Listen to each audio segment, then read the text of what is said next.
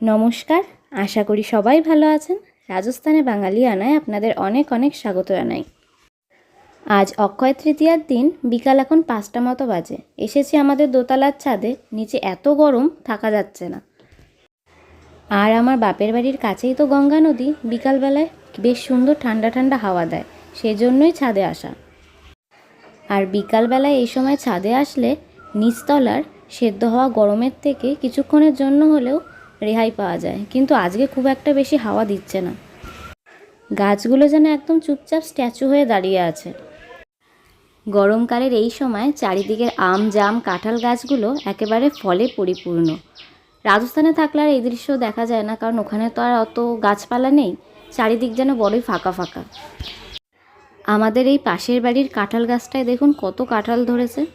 কাঁঠালের কথায় মনে পড়লো যে রাজস্থানে শুধুমাত্র এঁচোড় খায়, আর এঁচোড়টাকে ওরা কাঁঠাল বলে। পাকা কাঁঠাল যে খাওয়া যায় ফল হিসাবে, সেটা ওরা জানেই না। যখন ছোট ছিলাম, এই ক্লাস 3-4-এ পড়তাম, তখন তো ঘন ঘন কালবৈশাখী হতো। বাবা মা বারণ করতো যে এই ঝড়ের সময় বাইরে যাস না, গাছপালা ভেঙে পড়বে। কিন্তু কে শোনে কার কথা। আমরা ছোটরা সবাই ছুটতাম আম গাছের তলায় আম কুড়োনোর জন্য। তখন পাল্লা দিয়ে চলতো আম কুড়োনো, কে কতগুলো আম কুড়িয়েছে সব শেষে গোনা হতো।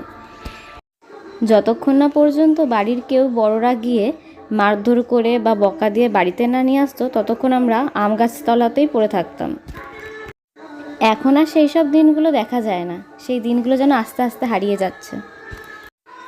এতক্ষণ পর অবশেষে যেন পবন দেবতা একটু মুখ তুলে চাইলো। ভারী সুন্দর ঠান্ডা ঠান্ডা হাওয়া দিচ্ছে। প্রাণটা যেন একবারে জুড়িয়ে গেল। তবে বেশিক্ষণ এখানে আর থাকবো না ছাদে। একটু পরেই মার সাথে সাজগোজ করে বেরাবো অক্ষয় তৃতীয়ার হালখাতা করতে। এই অক্ষয় তৃতীয়া বা পয়লা বৈশাখের হালখাতার সবথেকে বড় মজা বা আগ্রহের ব্যাপারটা হলো যে কোন দোকানের মিষ্টির প্যাকেটে কী মিষ্টি আছে আর কোন দোকানে কেমন ক্যালেন্ডার করেছে, সেটাই হলো সবথেকে বেশি ভালো লাগে। চলুন তাহলে এবার নিচতলায় যাওয়া যাক, মার সাথে বেরোতে হবে তো।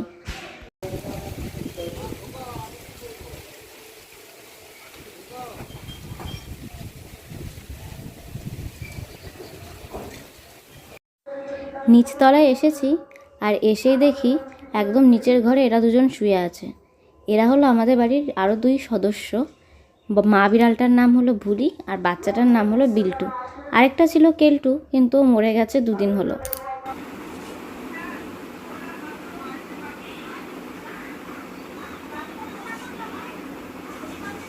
এতক্ষণ ধরে মা বিড়ালটা শুয়েছিল, আর বাচ্চাটা গিয়ে বারবার বিরক্ত করছিল।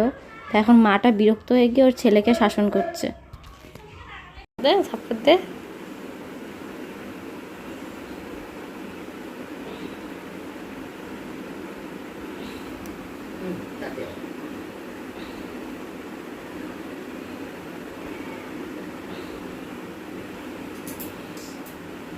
ভালো কথা না, এই খেলার জন্যই বন্ধ করলো।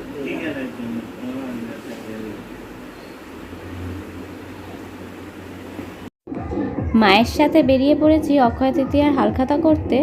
আর বাড়ি থেকে বেরোনোর পথেই আমাদের মহাপ্রভুর জন্মস্থান মন্দিরটা পড়ে, তাই সেখানেই এসেছি বছর গন্ডার দিনে ঠাকুরকে একটু প্রণাম করতে।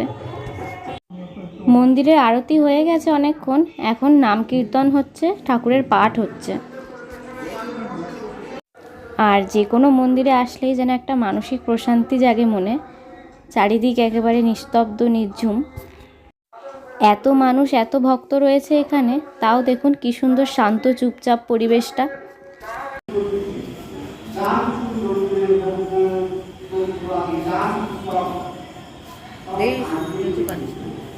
দেখেছি,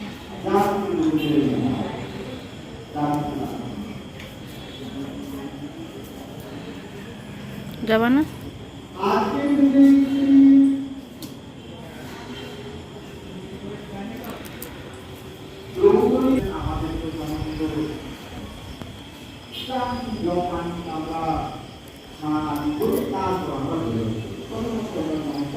রঙ্গন গাছগুলো আমাকে দিচ্ছে।